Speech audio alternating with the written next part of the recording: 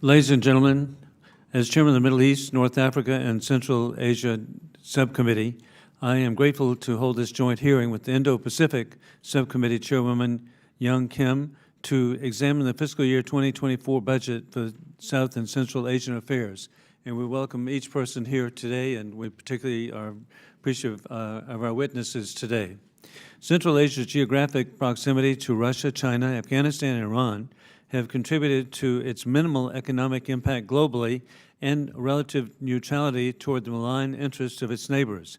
As a war criminal, Putin continues the genocidal invasion of Ukraine, the countries of Central Asia are in particularly difficult situation given their deep historical, geographical, and economic ties to Russia.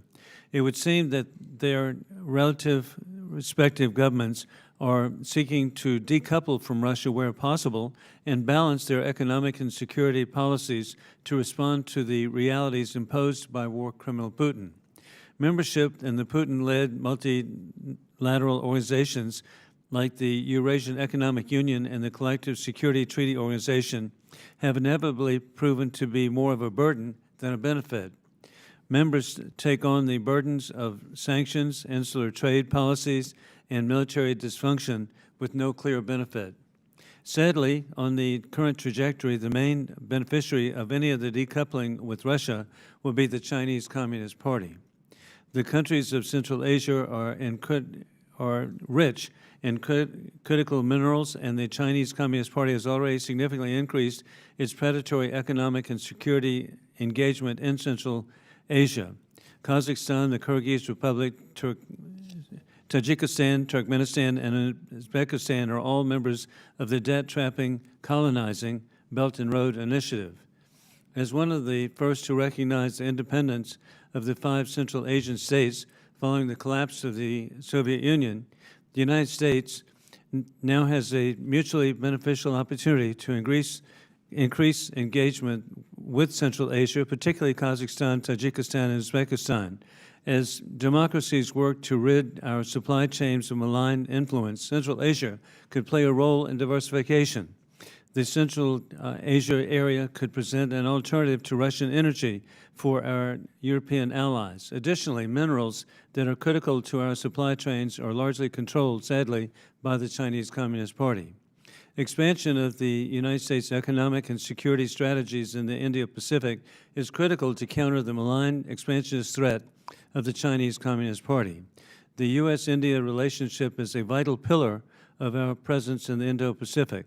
India has achieved tremendous success as the world's largest democracy, shifting from socialism to free market capitalism. With success as comes responsibility, and India has an opportunity to expand their own manufacturing defense capabilities to protect their interests against those of Putin and the Chinese Communist Party. My father's service in India with the Flying Tigers of World War II, and as the former chairman of the India Caucus, I was born with an appreciation of the people of India. We are always hopeful America's long-term partner, Pakistan, and its significant note to recognize the developing democracy of Bangladesh, well represented here in Washington by Mohammed Imran.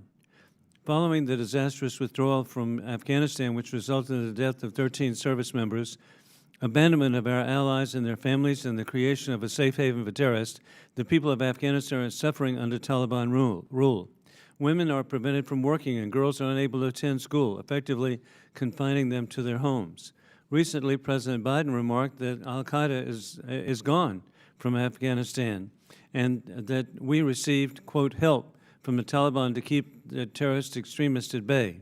The UN sanctions monitoring team concluded in a report that there are over 20 armed groups and they have enjoyed a greater freedom of movement in planning under the Taliban. The administration's reckless remarks are sadly completely detached from reality.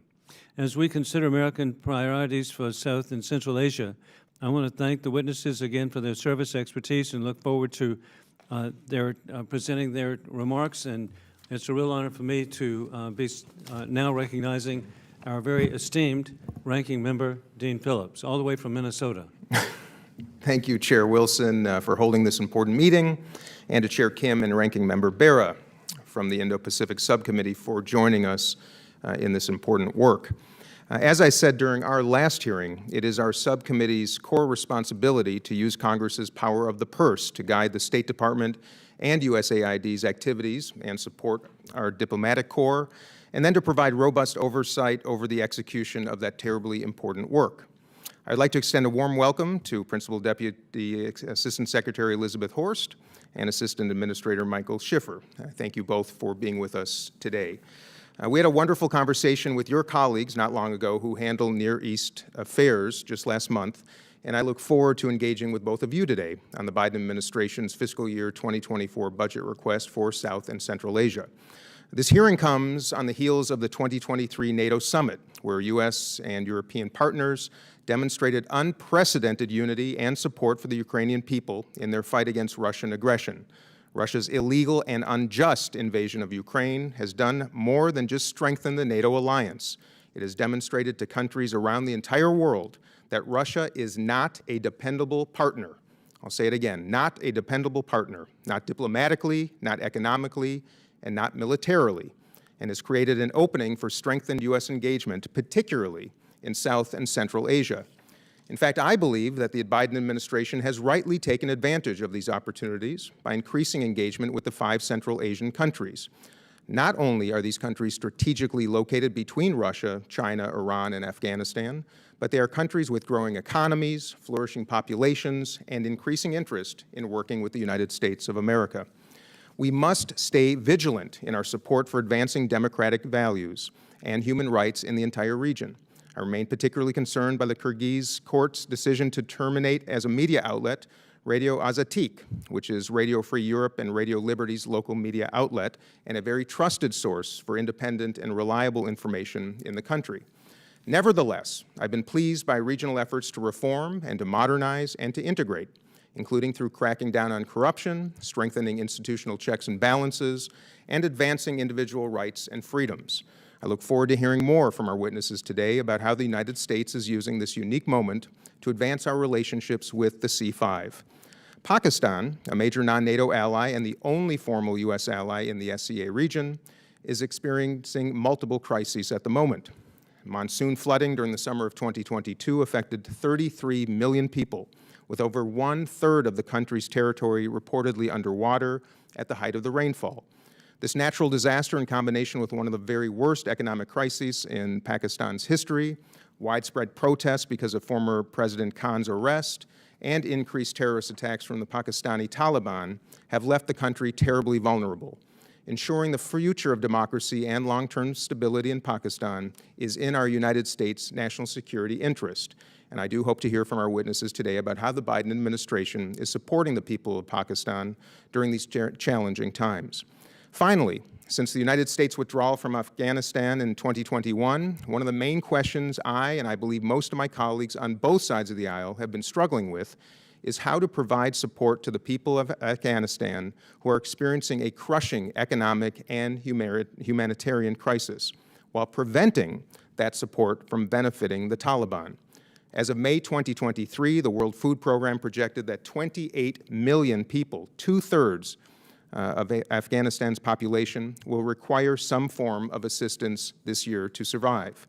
And at the same time, I am deeply, deeply disturbed by the Taliban's crackdown on everyday life for the people of Afghanistan, particularly, as Chair Wilson has already mentioned, for women and girls who, just by way of example, have been barred from universities and public parks and face restrictions on travel without a male relative and on public dress. As the proud father of 2 wonderful daughters myself, this is heartbreaking and shameful. While we cannot and we should not recognize or support the Taliban in any way, we must work alongside our international partners to support the Afghan people and continue to advance the rights of women and girls in the country. I look forward to hearing from our witnesses today about how the administration is carrying out this important work, while ensuring that humanitarian assistance undergoes proper vetting and oversight to ensure it reaches the people who need it the most and does not benefit or empower the Taliban. As we look at some of the challenges facing South and Central Asia today, great power competition, threats to democracy, economic and environmental shocks, just to name a few, I look forward to hearing from our witnesses about how the State Department and USAID plan to use the requested funds for fiscal year 24 to mitigate these challenges, create opportunities, and demonstrate United States leadership and commitment to our partners in South and Central Asia. With that, I yield back, and thank you. Thank you very much, Ranking Member Dean Phillips. And we're indeed so fortunate to have both subcommittees together, but such an important subcommittee. Incredible. We're so happy to be here with the Chairman of the Indo-Pacific Subcommittee, Young Kim. Thank you, Chairman Wilson. I'm delighted that both of our two subcommittees can work together to examine the fiscal year 2024 budget for South and Central Asia. This hearing presents a remarkable opportunity for the Subcommittee on the Indo-Pacific to shape the United States' approach to the crucial region of South Asia.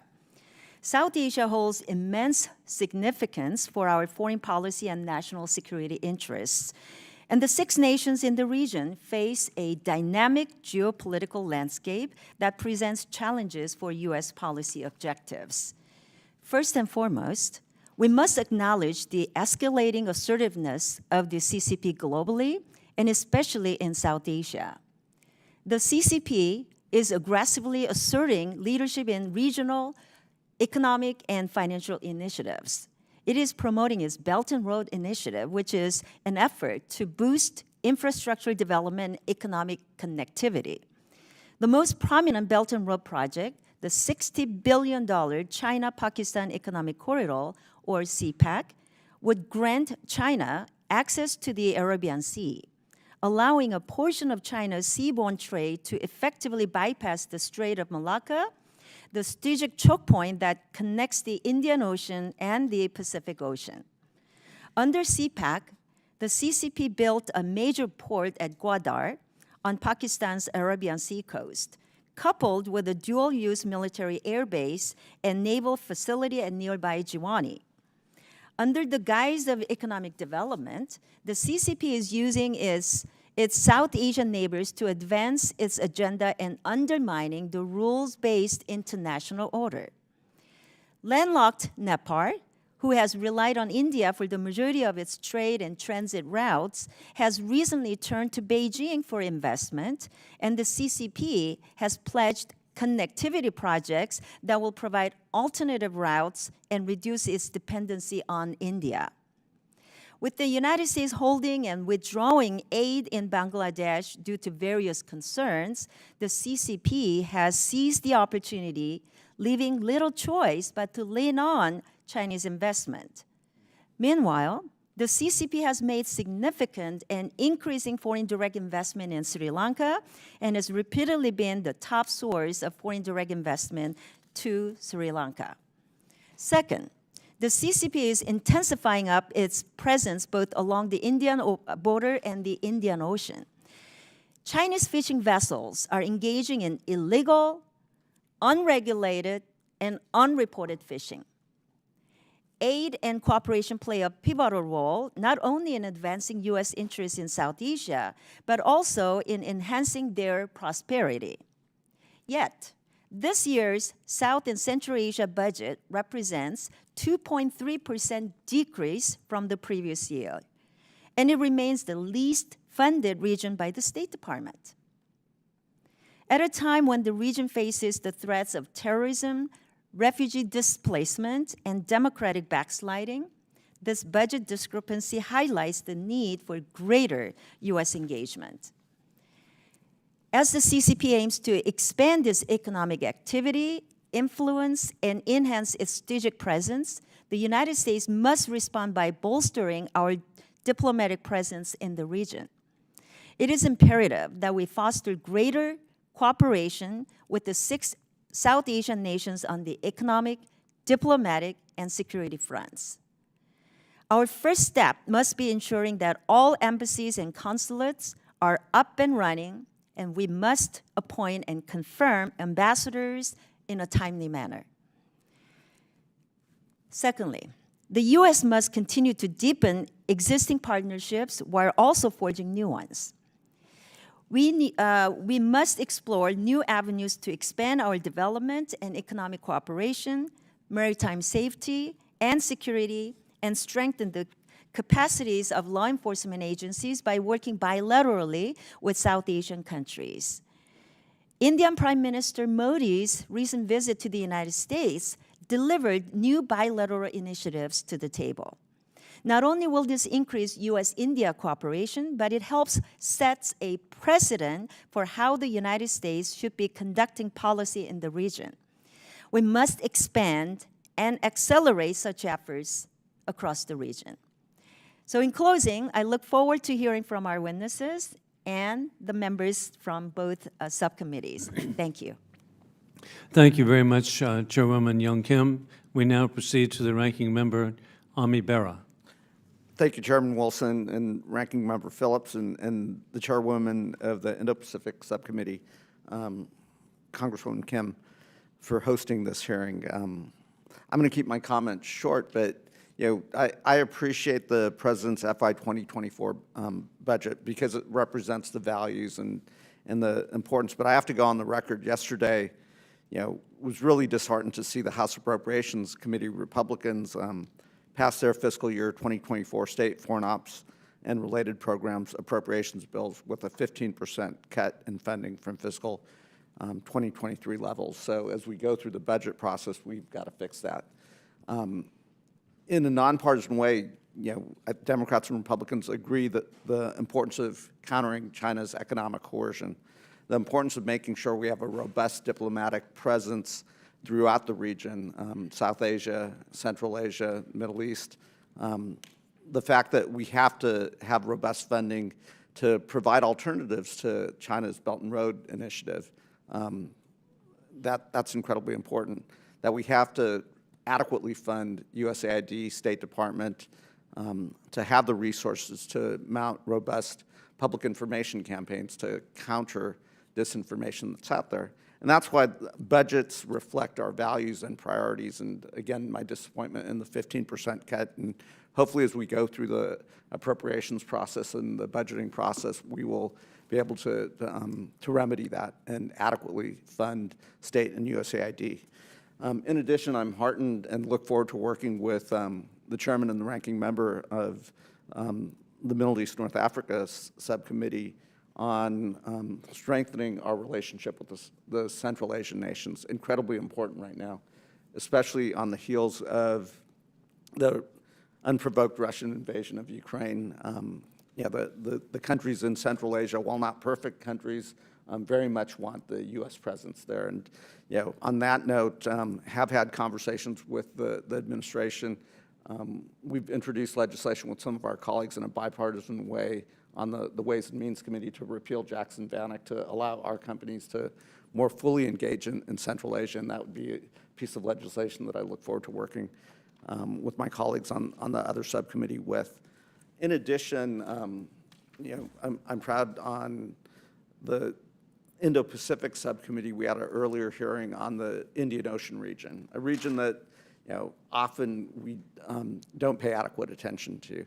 But if we look at the competition that's taking place in there, whether it's in Djibouti, whether it's an increasing PRC presence in the Emirates, whether it's a presence developing ports in Pakistan, this is a place where I think our two subcommittees can also increase our presence and understanding, because this is a huge maritime region where the number of goods and services that travel through the Indian Ocean is incredibly important to us. In addition, look forward to working with the administration to make sure we get an ambassador to the Maldives, an incredibly important, there has been a nomination. There's some holdups on opening the embassy there, but I think we've got to get that done and get our ambassador in place.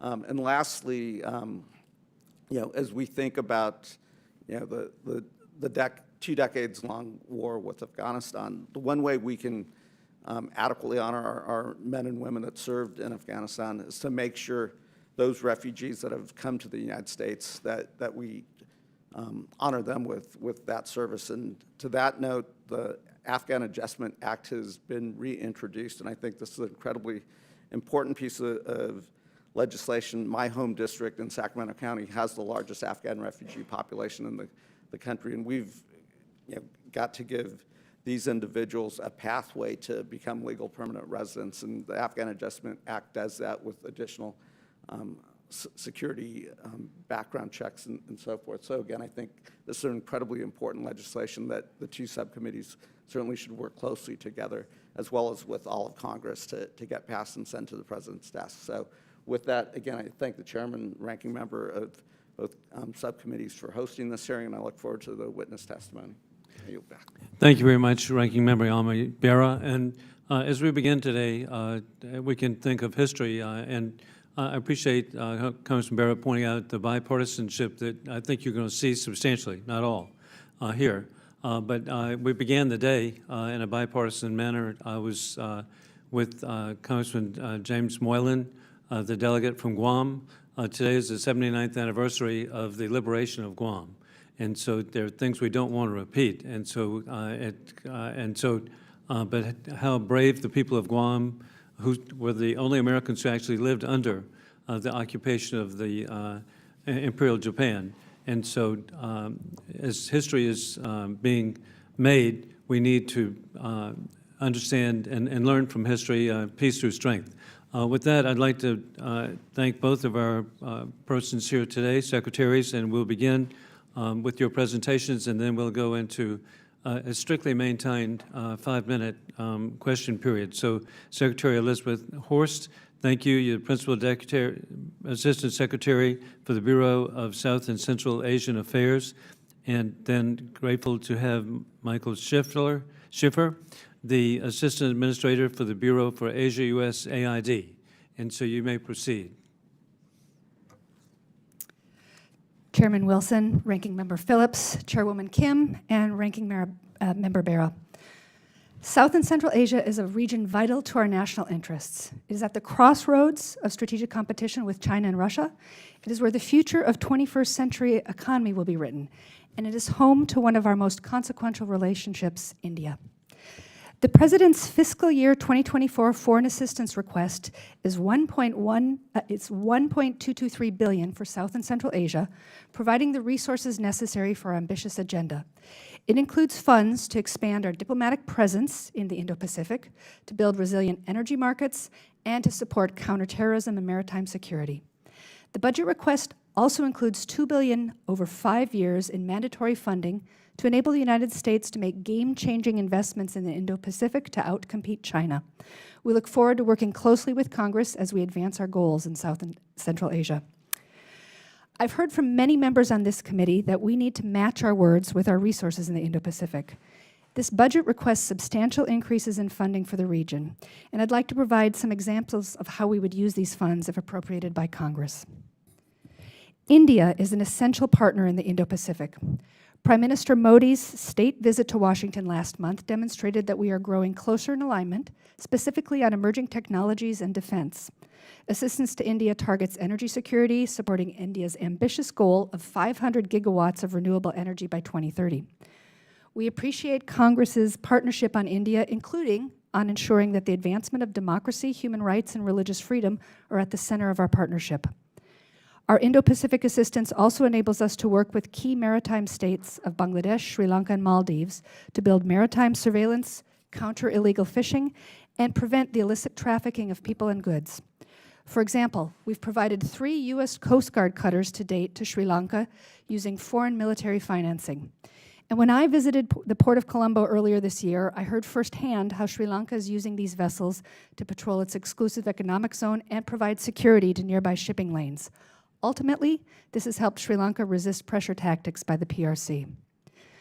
I know the integrity of Pakistan's democracy is a key concern to those on this committee. We firmly believe that a prosperous, democratic, and human rights respecting Pakistan is important to U.S. interests. We use our foreign assistance to support Pakistan's independent civil society, strengthening their advocacy for reform, oversight, and accountability. I've personally talked with advocates and journalists who thank the United States for continuing to foster democratic communities and spaces. More broadly, our assistance to Pakistan targets discrete areas where we can productively collaborate with Pakistan, including on countering terrorism, promoting health, and addressing the climate crisis. Last year, catastrophic monsoons killed over 1,700 people, displaced millions, and left a third of the country underwater. The United States leadership and swift response provided substantial assistance, and a Defense Department air bridge delivered humanitarian supplies. Moving forward, our resources will focus on climate-smart agriculture, clean energy, and water management. Our assistance to Afghanistan is consistent with our continuing interest in supporting the Afghan people, protecting United States citizens, and resettling Afghans to whom we have a special commitment. We strongly and unequivocally condemn the Taliban's systemic abuses of women and girls and other marginalized groups in Afghanistan. And the United States will continue to provide assistance addressing the basic needs of Afghans where women can be safely and meaningfully involved in the aid cycle, from aid assessments to delivery and monitoring. We have carefully crafted assistance to support the Afghan people, not the Taliban. In Central Asia, we have a historic moment of opportunity. The countries of Central Asia are under enormous pressure from Moscow, which exerts significant control over energy and trade. Despite this pressure, they have refused to send troops to fight with Russia and Ukraine. They have emphasized Ukraine's independence and sovereignty and even provided humanitarian assistance to the people of Ukraine. That is why last year we launched the Economic Resilience Initiative in Central Asia. This initiative aims to catalyze transformative economic growth in the wake of Russia's war of aggression in Ukraine. And through our assistance, we're expanding alternative trade routes, teaching thousands of Central Asians English, expanding job opportunities for returning labor migrants, and helping businesses succeed and grow. These efforts demonstrate our reliability as a partner, bringing Central Asia in closer alignment with us over the long term. In conclusion, the President's budget request for fiscal year 2024 charts a clear path for engagement across South and Central Asia, and we look forward to partnering with Congress on our interests in this strategically important region. Thank you. Thank you, Ms. Horst. I now recognize Mr. Schiffer for his opening remarks. Chairwoman Kim, Ranking Member Phillips, Ranking Member Bera, Chairman Wilson, distinguished members of the committee, thank you for inviting me to testify here today for the U.S. Agency for International Development and to speak about our role in advancing U.S. foreign policy priorities in South and Central Asia and our fiscal year 2024 budget request. South and Central Asia faces pressing challenges with implications for countries far beyond the region, including an intensifying climate crisis, longstanding conflicts that disrupt livelihoods, and tangible threats to sovereignty in a region significantly affected by the gravitational pull from the People's Republic of China and from Russia. However, public and civil society leaders across the region are consistently signaling pent-up demand for regional cooperation opportunities and greater connectivity, improved democratic governance, and responsible stewardship of natural resources.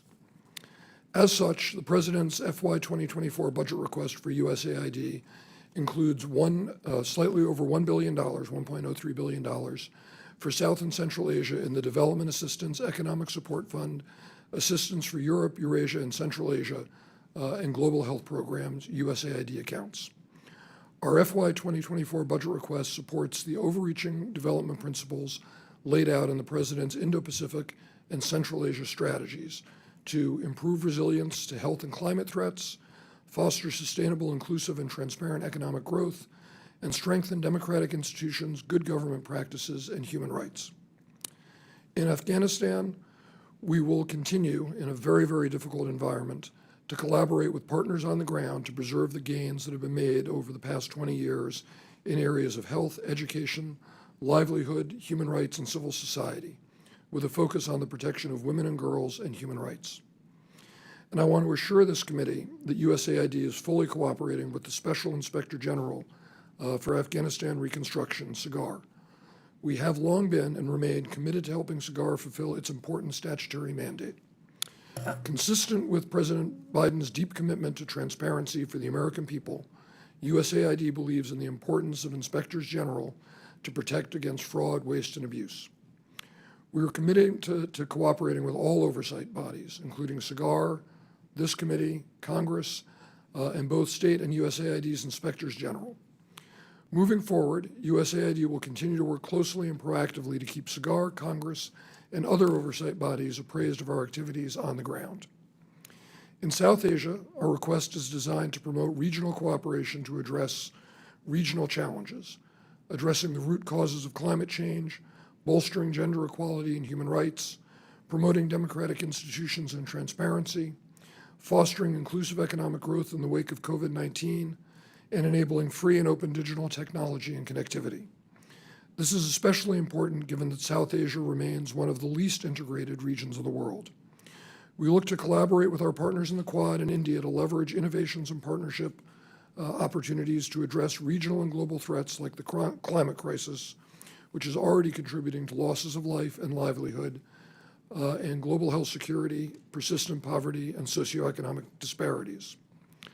Likewise, as Secretary Horst offered, our development assistance in Pakistan is structured to help Pakistan build a stable, peaceful, and prosperous country and to recover fully from the catastrophic floods of last year.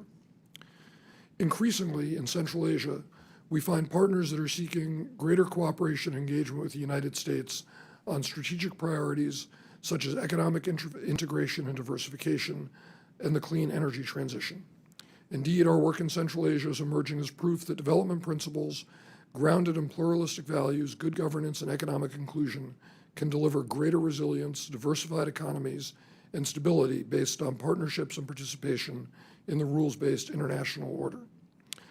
This request supports USAID's work with both the interagency and our host government countries to address the mounting effects of climate change, advocates for rights, freedoms, and protections, and, where possible, support activists, journalists, and citizens facing intimidation and threats. With your continued support, and on behalf of the American people, USAID will continue our central role in realizing this vision while increasing partner countries' reliance and advancing sustainable prosperity and security for communities across the Indo-Pacific. I look forward to your counsel and guidance and to your questions. Thank you. Thank you, Mr. Schiffer. I will now recognize myself for 5 minutes. I want to thank both of you for your opening statements. The PRC is pouring money on infrastructure projects in the region, especially in Bangladesh, Sri Lanka, and Maldives. So what has the administration found to be the most effective method to counter the PRC's cash diplomacy and infrastructure projects? And what are we doing to ensure that United States remains a partner of choice?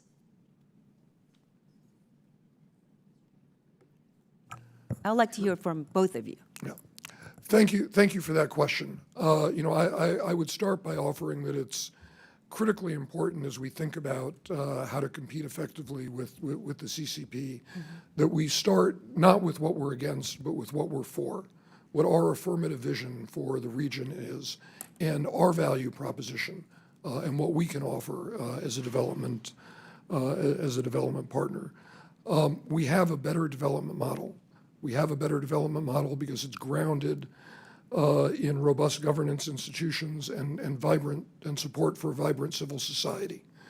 That's the key catalyst that allows for development engagement and economic growth to be sustainable over time. I think many of our partners in the region understand that. The main question that they have, frankly, and this is one where this committee can be critical, is whether or not we have the endurance to show up every day, meet them where they are, and work with them to solve their problems. When we have the support that we need, when we have the robust resourcing that's reflected in the President's budget request so that we can do that, we're able to be successful. We found, for example, in Central Asia, and I will be sparse on the specifics here, but happy to come back to the committee in an appropriate setting, that we have a demand signal to work with them and provide technical assistance on financial management and debt management. And they have asked us to lean in. Likewise, we've had a number of requests, and again, happy to come back in an appropriate setting, to work to make sure that American manufacturers of high-tech goods have market access and are able to provide them with the equipment and the materials that they're looking for so that they don't have to rely on other more suspect suppliers. So we have opportunities. We just need to make sure that we have the support to be able to show I want to up. hear from Ms. Schiffer also for your opinion before we get into another question. Sure. Thanks much for the Ms. question. Horst. I want to underscore what Assistant Administrator Schiffer had said about where we are offering an alternative. And this is a word that many of you used in your opening statements, and that's really an American strength. We offer an alternative model to development. And through our diplomacy, through a number of things, not only the bilateral support that we do, but also through the Quad, which is a grouping with Japan, India, and Australia, we've been able to offer a number of the countries in South Asia an alternative to what China offers. We are careful through the way we use tools such as the Development Finance Corporation, the DFC, the Millennium Challenge Corporation, and others, again, offering an alternative to the way China finances its infrastructure projects. We know that long term, we think this is where these countries will be most independent, most sovereign, and we see a good response to that as well. I want to hear from Mr. Schiffer. What does the USAID program in South Asia look like, and how can USAID expand its presence in South Asia to help support the economic growth and support investments in food security?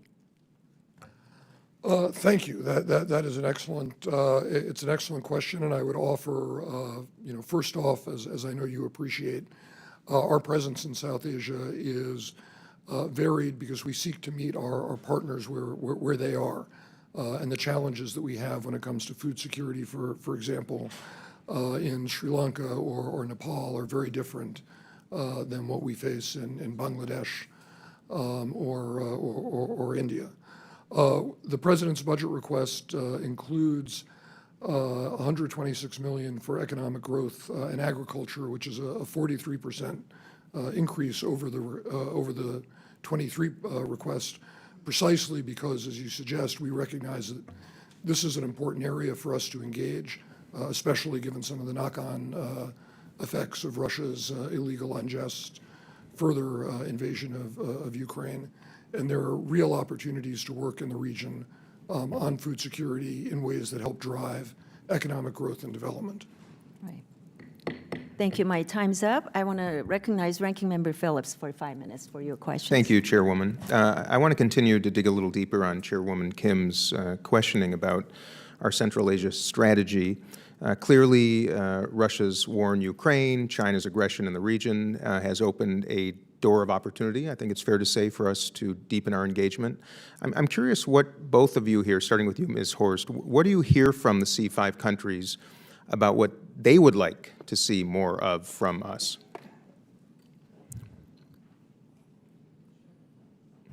Thanks for that question. As I noted in my statement, we have a moment of opportunity with Central Asia right now.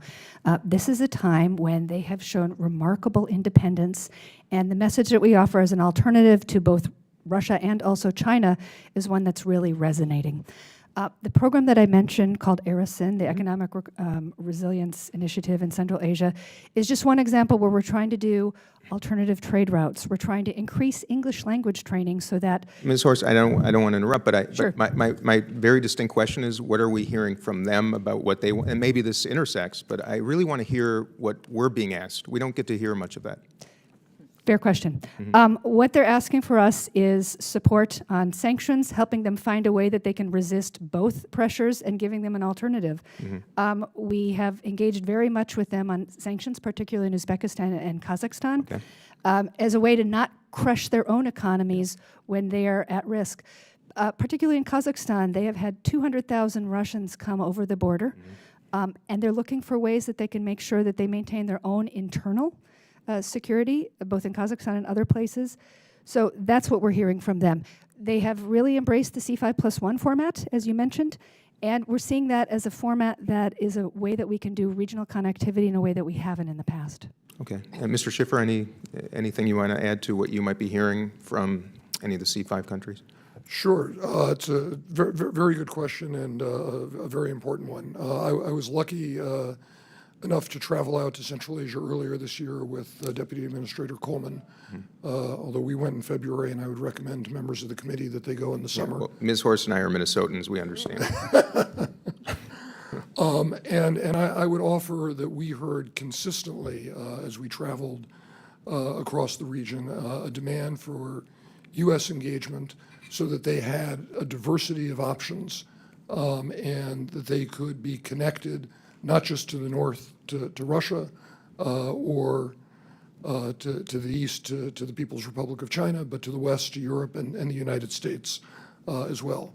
They look to us to provide technical assistance. I had mentioned earlier the demand signal that we've gotten on debt management and financial management. They're looking to us to work with them to digitize their customs so that we can reduce the cost of those transactions and increase trade flows and help them to build a middle corridor. So I think there are significant opportunities. Okay. And based on the budget and your strategies, you believe we're well equipped to fulfill some of those requests? I would offer that if the president's budget request is met, we're well positioned to fulfill those requests. Okay. Continue, Ms. Horst, you mentioned Kazakhstan and Uzbekistan, and we all note their economic and political reform progress, also some increased interest in foreign investment and trade. Can you talk a little bit more about how we are supporting those particular efforts with countries that we believe are moving in the right direction? Sure. It's something we've been working on for a long time, and I think we're starting to see payoffs for, particularly in Uzbekistan, where we're seeing a real reform agenda under the president. We see opportunities for American companies in a variety of ways, including in tech. We have a nascent, in agriculture as well, there's opportunities there. In Kazakhstan in particular, we've had a long relationship in the energy sector, and we're trying to work with Kazakhstan to make sure they can diversify how Kazakh energy gets to other parts of the world so it's not as reliant on Russia. That's something that's very new, but it's something that we're working with them on. And conversely, can I ask you about Kyrgyzstan and I would argue they're backsliding, and how are we addressing that? Yeah, we do have concerns about democracy in Kyrgyzstan. I do want to thank you and several others who helped. We have good news on Radio Azatik. As we heard this morning, the Bishkek City Court overruled the decision that had kept Radio Azatik offline, and I think that's one example where when we work together, we are able to push back and help Kyrgyzstan keep on its democratic path. Wonderful. I see my time is expiring, so I yield back. Thank you both. Thank you. I now recognize Representative Barr for 5 minutes. Thank you, Madam Chair, and thank you to Assistant Secretary Horst and Administrator Schiffer for your service. I want to start with Belt and Road Initiative question. It's obvious that the war against Ukraine has left a vacuum in Central Asia. And the CCP is clearly attempting to fill that vacuum through Belt and Road initiatives. But the administration's budget request for development assistance in South and Central Asia includes zero funding for Central Asia. You mentioned DFC, and I think DFC plays an important role, could play an important role in countering BRI. But can you talk about how the administration is countering Belt and Road in Central Asia?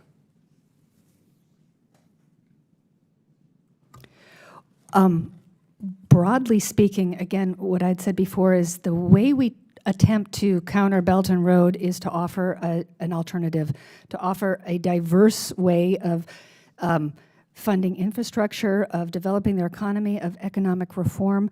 We think that that is the best possible way to push back against China. Our assistance often comes with strings attached, and sometimes it doesn't seem like the fastest way to go forward, but our experience has shown us that it is the long term in the best interest of the Central Asian countries. Are you all collaborating with DFC on specific projects in Central Asia to help attract that diversity of financing, private financing as an alternative to China? So we work with DFC. I don't have the specifics, and I'd be happy to get back to you about specifically what DFC is doing. But broadly speaking, across the region, we see DFC as an excellent arm that offers an alternative to the way that other countries have financed Well, things. let me give you a couple of examples. There's a China-Pakistan economic corridor, which is a BRI project so far worth more than $62 billion, and Pakistan has more than $30 billion in debt to China and unable to pay. And then there's another example in Sri Lanka. According to the director of the Asia-Pacific Department at the IMF, the Sri Lankan economy is expected to contract by 3%, and the nation defaulted on its debt, but China exploited this financial weakness, engaging in debt trap diplomacy. China is Sri Lanka's biggest credit and accounts for 10% of the country's foreign debt. So Is DFCs, the State Department, are you all involved in those two countries? So in Pakistan, absolutely. The DFC is very interested in Pakistan. It has a project with a wind farm that has shown an alternative way of financing. Just a quick note on the CPEC, as we call it, the Chinese-Pakistan Economic Corridor. This is something that we have long cautioned Pakistan about, and we have said buyer beware.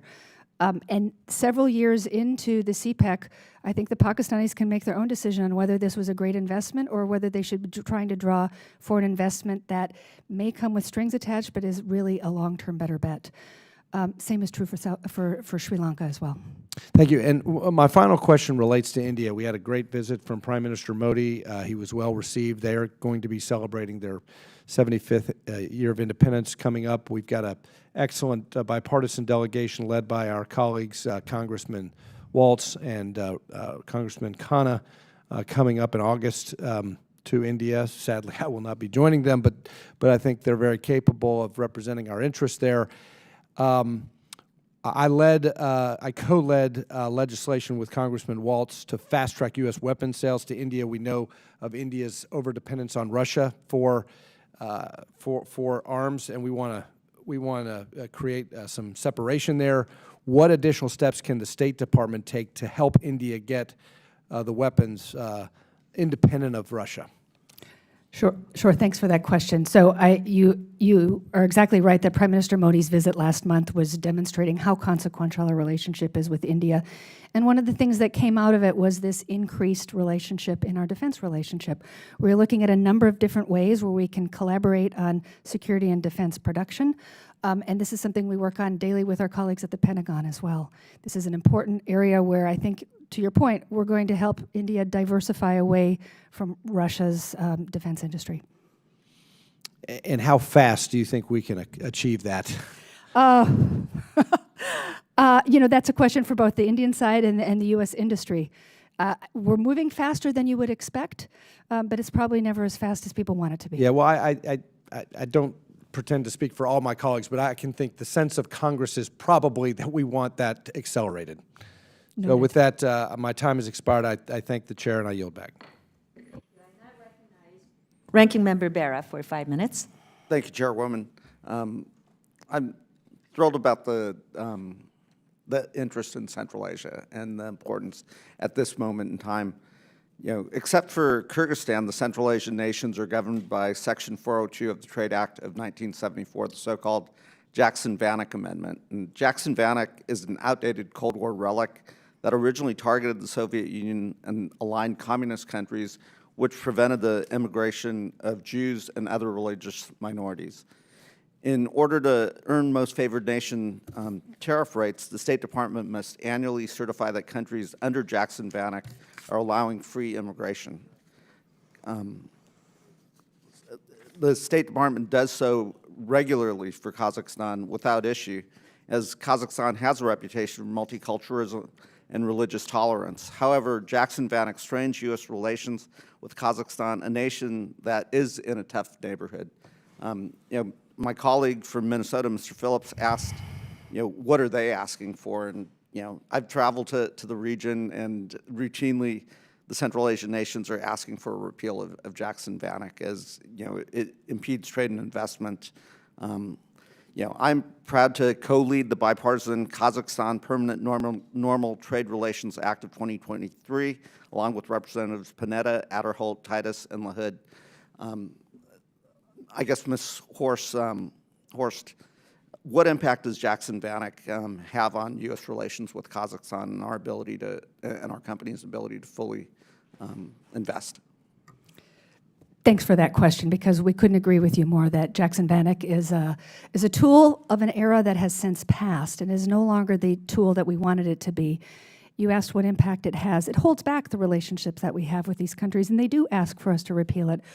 We think that if we were able to repeal it, we would then be able to offer permanent normal trade relations, which would, again, to the earlier question about how can we help diversify, how can we help Central Asia push back against Russia and China, this is exactly one of the ways we do it.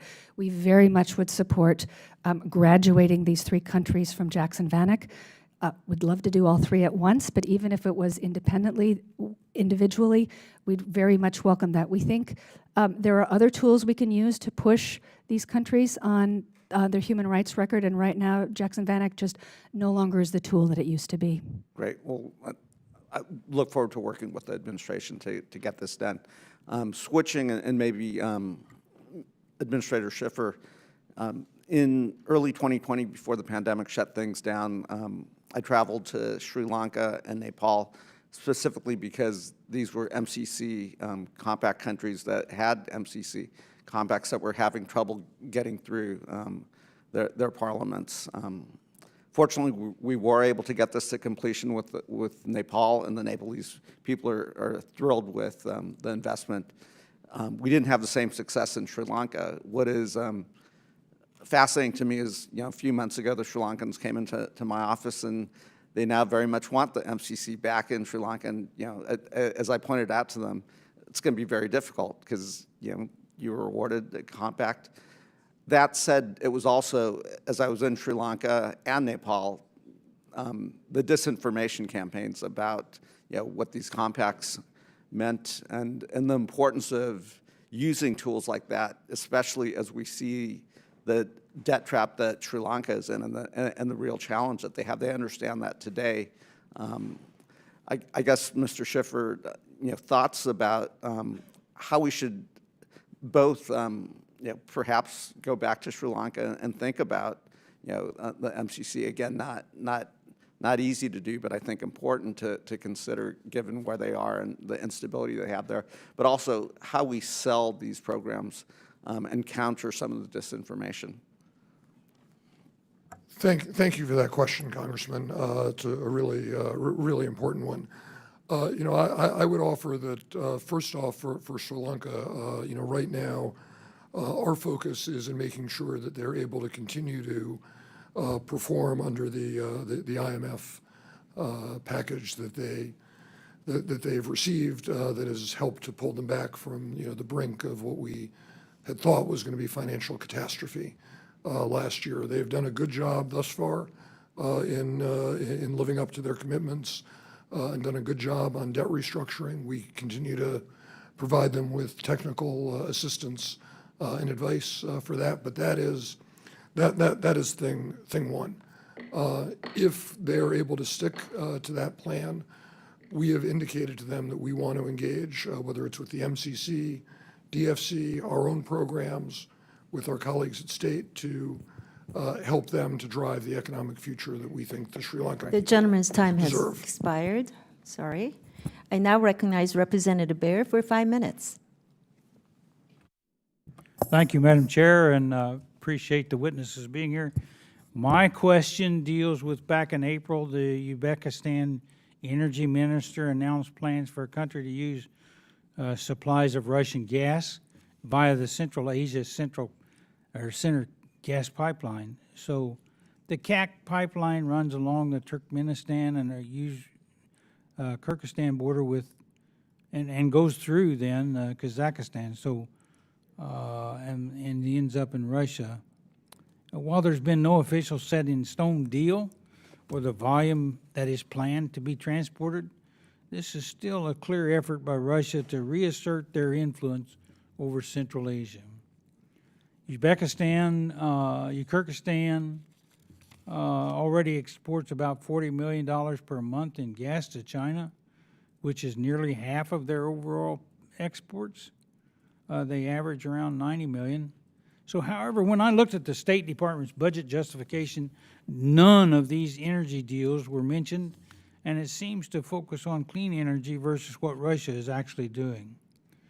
So it was mentioned that there is an increasing need for ENR and U.S. aid to support targeted initiatives to increase energy security.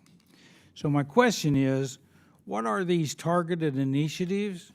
And what's the State Department doing to counter Russia reassertion in the Central Asia? And why was no mention of energy, Russian oil and gas, as part of the countering their influence in countries like Uzbekistan, Turkmenistan, and Kazakhstan? If I can take the liberty of starting, sir, it's an excellent question. It is one that I would offer both USAID and state are focused on, and we are working together to increase private sector investment and cross-border energy trade. And just to give you one little example, in this past year, the State Department provided USAID with $4 million in Countering PRC Influence Fund funding that allowed us to create a virtual platform called the American Innovation Center for Central Asia, through which our Power Central Asia activity partners and U.S. companies have been able to install American technology in the Central Asia electricity fund or electricity system, and we have used those funds further to install a wide area monitoring system that allows for regional electricity trading platform to increase the electricity grid's stability and to make sure that American and European energy flows are also part of the regional energy portfolio.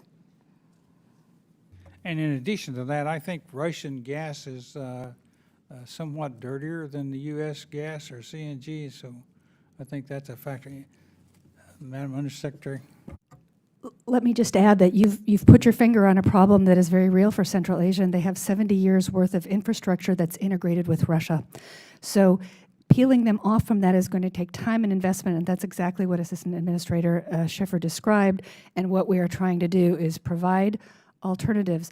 But it will take time. We are in constant dialogue with these governments about what the alternatives are, because frankly, they're worried about Russia turning off the tap. They're at incredible risk because of the extraordinary influence that Russia has over their energy and economies. One last question for either of you. You know, can we put sanctions on the Russian oil and gas if that deal did go through? So right now, we have encouraged countries around the world to adhere to the price cap that goes on for Russian oil and gas. And the goal is not to disrupt global energy markets, to make sure that Russia doesn't profit from its energy sectors. And that's something we've been working with countries around the world, including India in our region.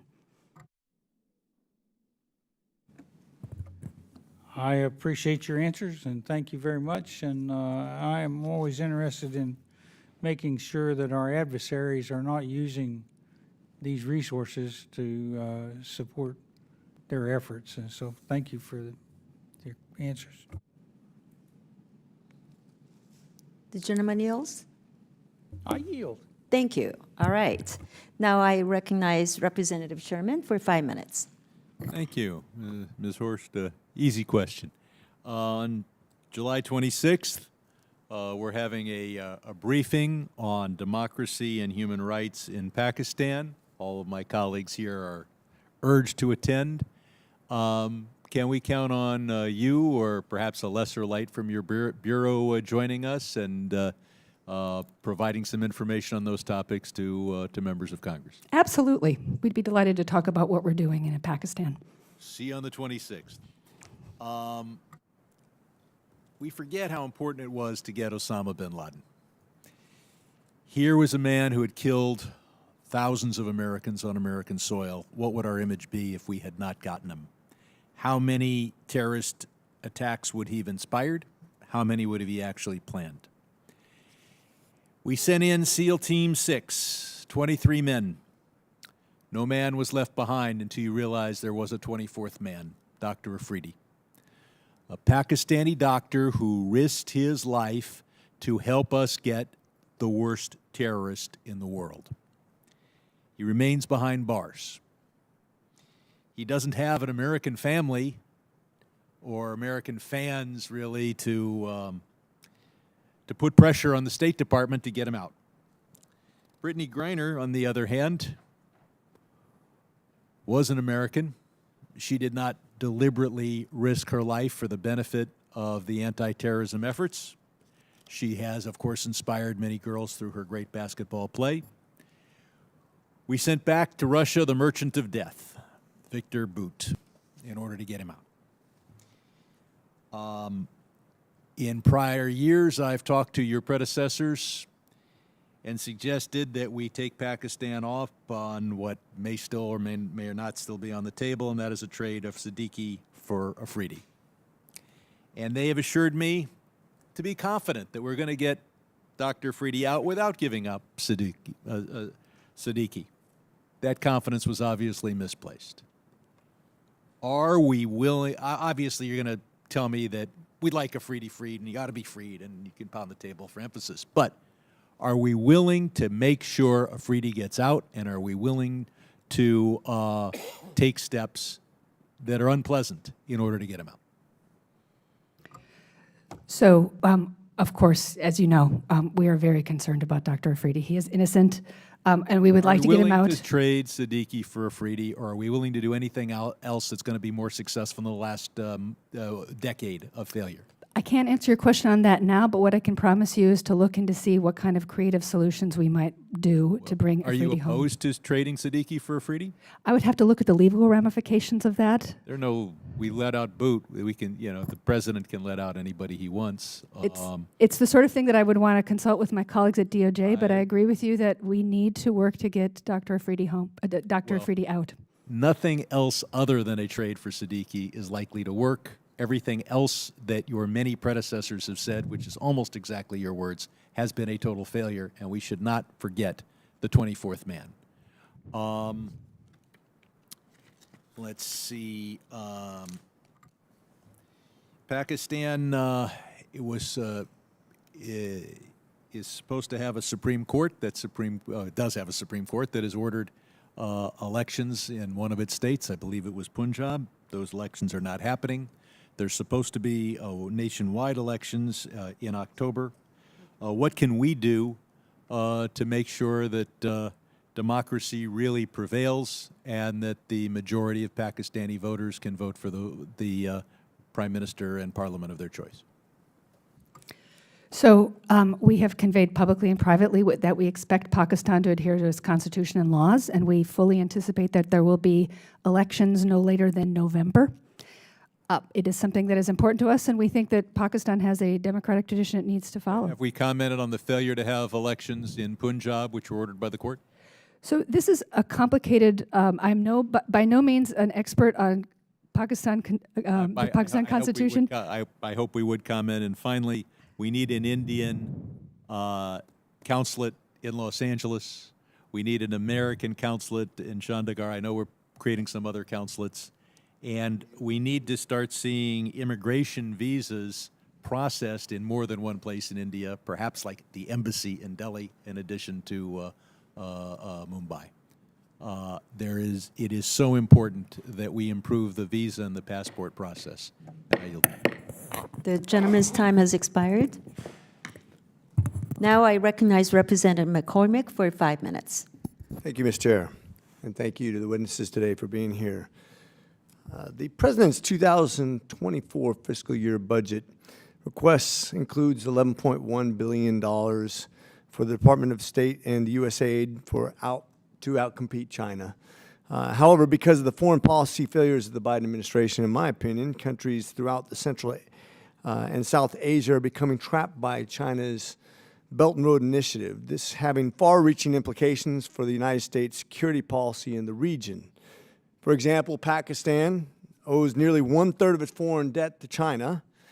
In particular, troubled by recent Chinese buildup in the Ream naval bases in Cambodia and the creation of the Gwadar port in Pakistan, which have now been strengthened by the PRC's deterrence capabilities against the free navigation of the South Asia and Indo-Pacific waters. Really concerning, obviously, with those ports right there.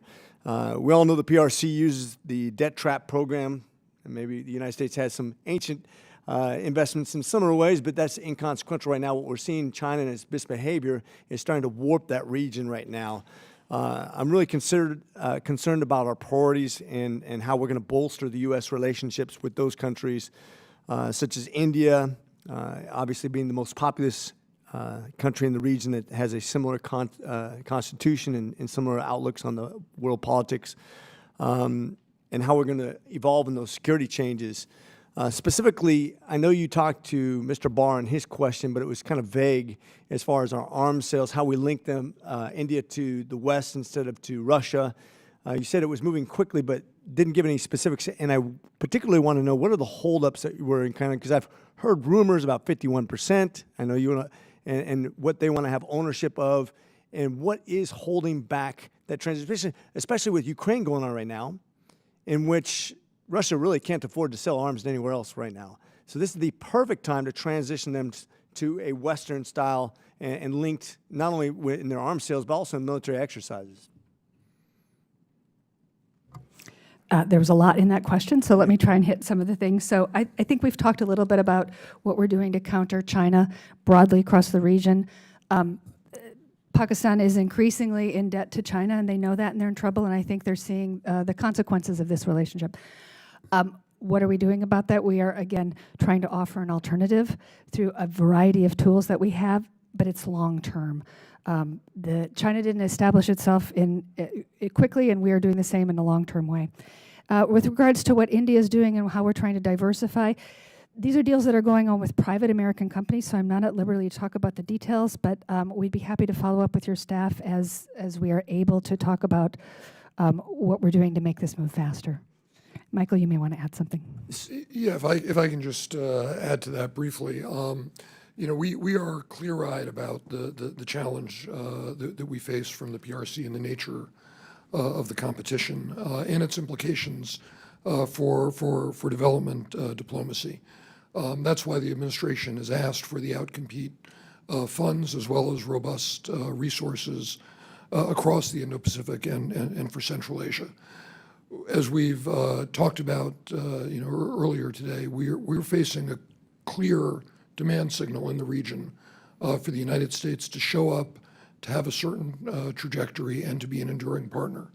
That's what we want to do. Those are the sorts of programs that USAID and state are seeking to develop so that we can provide an alternative and demonstrate that democracy delivers and that we have a better development model. We hope and look forward to working with this committee to make sure that we have the resources to be able to do that. Great. I know we're going over there also on our own, Codell, to address this with India and other countries. We'll be in Bangladesh as well. We also just dropped a bill recently that would shore up India's longstanding claim to the Arunachal Pradesh region, as well as to dispute China's claims in Tibet and so forth. I guess I'm just looking at what the department itself can do to shore up these to strengthen these relationships that really lay a bulwark against China's aggression in those regions, policy or otherwise, that we can do to just kind of bolster our relationships to push back against that kind of aggression. And we appreciate both what Congress' role is playing in helping strengthen our relationship with India. Prime Minister Modi's visit last month, I think, really demonstrated that we're in new territory with India in an exciting way, not just in the capital, but across the country. Thank you. I now recognize Representative Connolly for 5 minutes. I thank the chair, and I welcome our two witnesses. This is a budget hearing, so let's talk a little bit about the budget. The Appropriations Subcommittee on Foreign Ops and related programs cut $16.4 billion, or 24%, from the President's request. $7.2 billion, or 12%, below the enacted levels last year. I don't know. Could that have an impact on programs, Ms. Horst? So the budget that we will make do with the budget that the President... Ms. Horst, I didn't ask that. Could this have an impact on what you're planning and what you want to do and the objectives you set out? Because presumably you put a number to the President's request for a reason. Correct. We did. Will it have an impact? Most likely, yes. Most likely? Yes, it will have an impact. That's your answer? Oh, okay. So you're inviting Congress with that answer to cut 24% from the President's request. I don't know. I've been working in foreign aid for almost 50 years. I think it's unbelievable and potentially catastrophic. And I think it will most certainly hurt your programs. Mr. Schiffer, maybe it would hurt AID programs. Apparently the State Department doesn't think so. From an AID perspective, but really. Could you speak up, please? Certainly, my apologies. From an AID perspective, we think that development diplomacy is the ground game for U.S. I national know. security. Would 24% hurt your programs? We think that the budget proposal that the president made is the necessary funding that we need to be able to. It's not a very good answer when you have a whole bunch of people who are, giving Torquemada a run for competition in slashing your budget. And I would suggest to both of you need a more robust response. In that budget, it only includes, with respect to climate change, money for biodiversity conservation. It actually prohibits funding for the Green Climate Fund and the Clean Technology Fund, and prohibits funding for any loss and damage claims attributed to climate change. I don't know, in your region, is it affected by climate change? Could those prohibitions affect what you do and how you respond to the manifestations of climate change? I would offer that we always appreciate having the discretion to be able to face the problems that we see in the region. The administrator and other senior members of this administration have made very clear Well, I know the importance we put on climate Let me change. suggest you, Mr. Schiffer, I know the aid administrator. I think she'd have a more robust answer. I think she would decry an explicit prohibition because it will be harmful to the countries we serve in that region and make us even less competitive against the Chinese, whom we are concerned about. What about you, Ms. Horst? Prohibitions bother you, or are we just going to live with them? We Now work. remember, the Senate hasn't been heard from yet. Your answers can influence what happens in the other body that hopefully will be more enlightened than what happened in the Foreign Ops Subcommittee. To echo what my colleague, Mr. Schiffer, has said, we work with the constraints that we're being given, but we also have found very creative ways to counter what's going on in climate in our I would region. say to you both, the constraints are not given. This is a markup on the Foreign Ops Subcommittee. This is an opportunity for you to weigh in on whether those are wise decisions or you're just going to live with them. Could we move beyond the bureaucratic for a minute and actually talk about a budget policy that is evolving and that we can still shape, presumably to your advantage and that of the countries we serve? Our view is that the budget proposal that the president has made. Yeah, I know. Right, but We that is the stipulate budget that. we would urge Are you going to Congress to defend enact. it? We're We will stipulate that that's what, all wisdom went into that. This is a specific item. I think you'll appreciate that discretion can be the better can be the better source of valor here. We obviously have support what is in the president's budget proposal. That is what we would like to see Congress enact as proposed. I'm sure you're both good people, but your answers are very weak and are not the kind of answers, not the kind of conviction we need in these programs if we're going to fend off the kinds of cuts that are being proposed that are almost unprecedented. And I urge you to take that spirit back. But this was not helpful. I yield back. I now recognize Representative Lawler for 5 minutes. Well, that was entertaining, and I commend the witnesses for not being led to state things that obviously you don't feel are true. And clearly, the talking points that get used are not reality. So thank you for actually holding your ground and not being led to say stupid things. Ms. Horst, is al-Qaeda in Afghanistan? Pardon me. So we believe right now that al-Qaeda cannot use Afghanistan as a base from which to hit the United States. No. I asked you a very specific question. Is al-Qaeda in Afghanistan? That is something that I think I'd rather talk about in a more classified setting. A more general answer that I would want to talk about because of the nature of intel and some of our counterterrorism work that we're doing. On June 30th, when the administration tried to whitewash the Afghanistan withdrawal by releasing the report on the July 4th holiday weekend, President Biden was asked about the report, and he stated, that al-Qaeda is gone from Afghanistan. Do you agree with the president's statement that al-Qaeda is gone from Afghanistan? I would not contradict the president. So you are stating for the record that al-Qaeda is not in Afghanistan? What I'm stating for the record is that we no longer believe that Afghanistan is a base from which al-Qaeda can threaten the homeland. Not what I'm asking. You just said on the record that you will not contradict the president. The president said al-Qaeda is gone from Afghanistan. Are you stating for the record that al-Qaeda is gone from Afghanistan, i.e. no longer there in Afghanistan? That is not what I'm stating. I am stating that I don't think that Afghanistan is a threat, that al-Qaeda can pose a threat to the United States from Afghanistan. And when it does, as we saw in the example from al-Zawahiri, we are willing to go in and unilaterally take care of that threat. Do you agree with the president that the Taliban are helping the United States? I think that the Taliban, we are carefully monitoring to see whether the Taliban are living up to their commitments when it comes to counterterrorism. And again, when we think that they are not, we are going in on our own. Do you agree with the president that the Taliban are helping the United States? I think that the Taliban have understand what their obligations are to us. So when they bar female aid implementors from working, is that part of their obligations to us? You think they're helping us? We've been very clear with the Taliban that what they're doing with women and girls is absolutely abhorrent. We have made it clear that any kind of normalization with the Taliban depends on them allowing 50% of their country to be participating in public life in this sphere. So we've been very clear. If what they're doing with women is abhorrent, what exactly are they doing that's helping us? I did not say that the Taliban were helping us. Okay, so you disagree with the president's comments that the Taliban are helping the United States. What I would Thank you.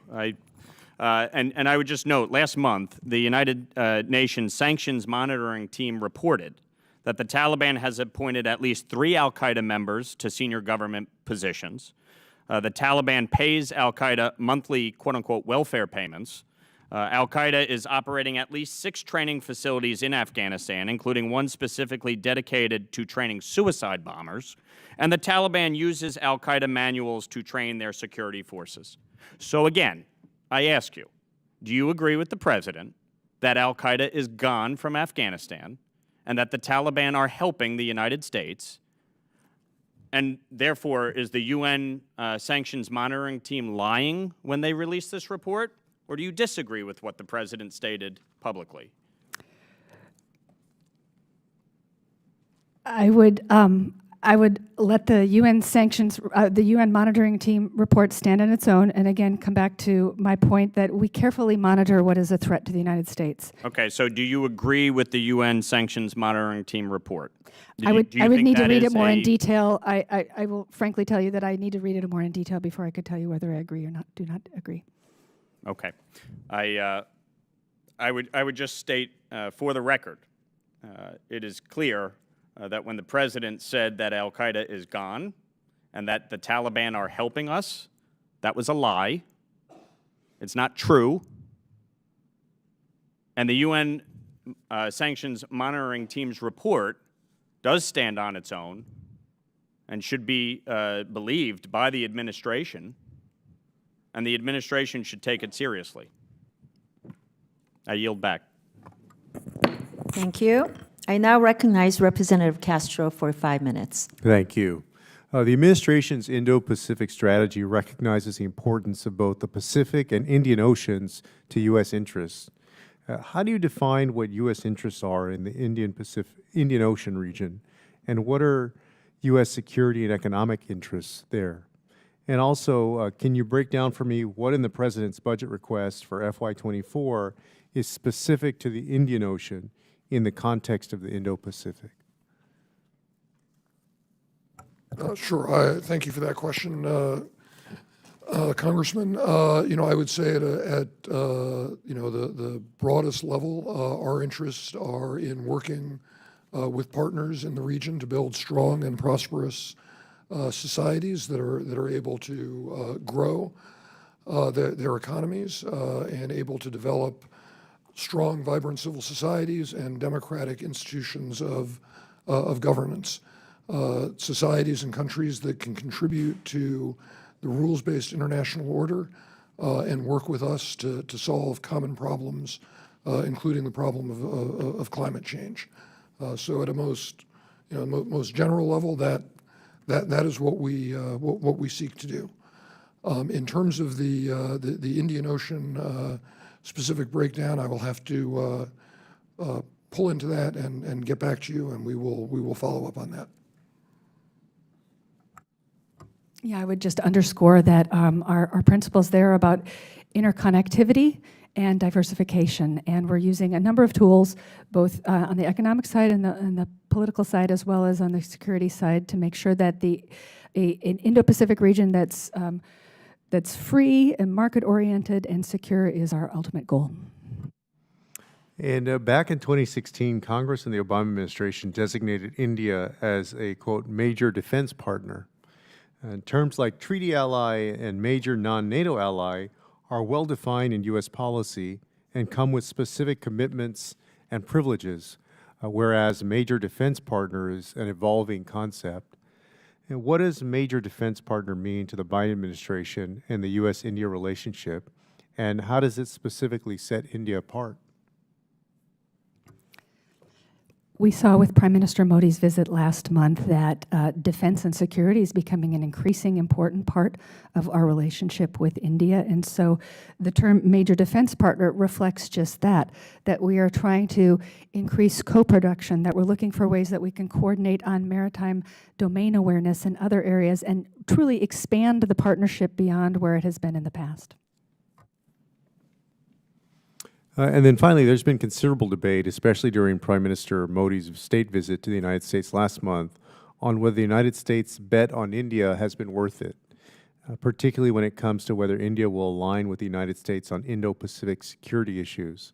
What does the bet on India mean for you? And what are our expectations from India on alignment on these security issues? So the bet on India, if you've read the national security strategy, is very clear that we see India as being central to our Indo-Pacific strategy. And what that means is the two biggest democracies in the world are working together to make the region more secure. That is it fundamentally, I think.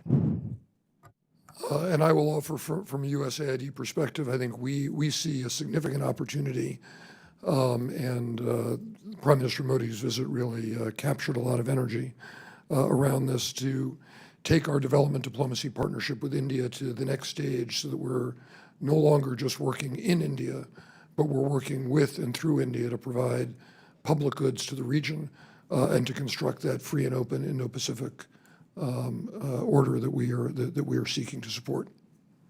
All right, thank you. I yield back. Mr. Castro, did you yield back the balance of your time? Oh, thank you.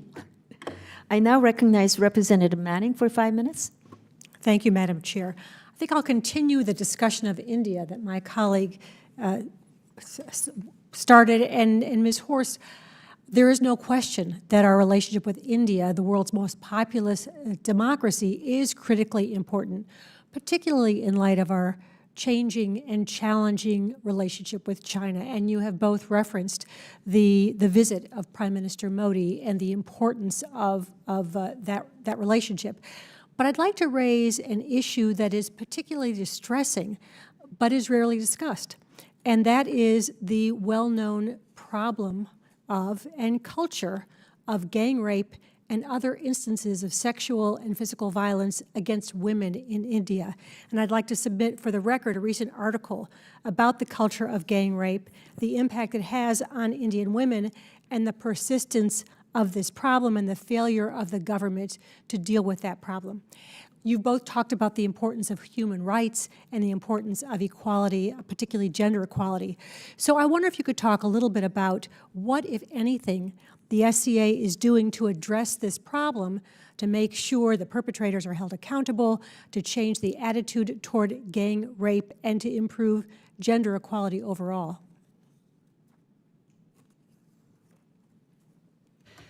So thank you for highlighting a problem that is just gut-wrenching when you dig into it. The United States has worked with India on a number of issues, including human rights and gender rights. We have the U.S.-India Women's Alliance, which is a umbrella organization that highlights a number of things we're doing to promote women economic empowerment and women's rights, gender equality issues. This is something we had what was called the Shatter Summit that was hosted here a few months ago that exemplified what the United States and India can do together to look at these issues that of discrimination against women.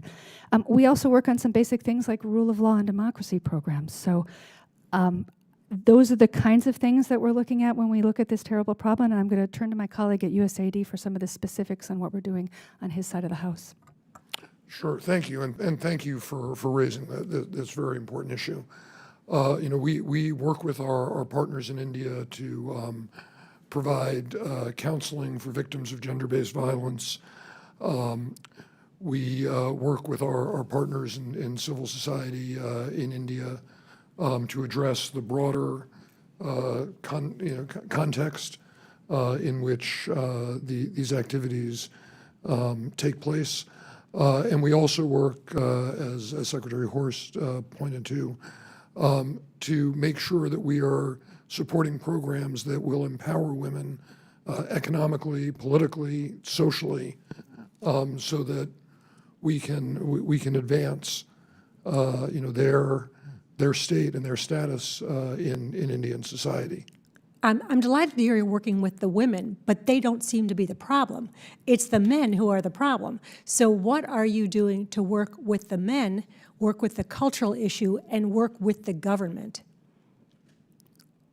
Well, I mean, the gender-based violence counseling that we do, for example, and the groups that we support that provide those services, that's not just for women. That is a broader effort that includes both men and women. And frankly, we also work, as you know, on promoting issues related to the entire spectrum of the LGBTQI community, because this issue of gender-based violence is one that cuts across all of, you know, the full range of vulnerable communities. So this is something that, as I know you appreciate and understand, requires a certain amount of cultural delicacy and sensitivity, but it is one that we are paying a lot of attention to. Ms. Horst, you look like you have something else to say on this issue. I was just going to note, within the context of what we're doing to combat trafficking in persons, we also work on the prevention and prosecution side with the Indian government across India and have been eager to partner with them to see what they can do to strengthen that aspect of it, both prosecution and protection. I would just like to encourage, as our relationship with India deepens, as we look at them as a more important ally, that this issue be raised on a governmental basis. There have been many articles about gang rapists who were convicted and then released after a very short amount of time, not serving anything close to their prison term, and paraded around the country. So my time is expiring, and I yield back. Thank you. We have now come to the end of our hearing. So I want to thank Ms. Horst and Mr. Schiffer for your valuable testimony. And I also thank my colleagues and members for their questions. The members of the subcommittees may have some additional questions for the witnesses, and we ask you to respond to those in writing. Pursuant to committee rules, all members may have 5 days to submit questions, statements, and extraneous materials for the record, subject to the length limitations. And without objection, the subcommittees will now stand adjourned.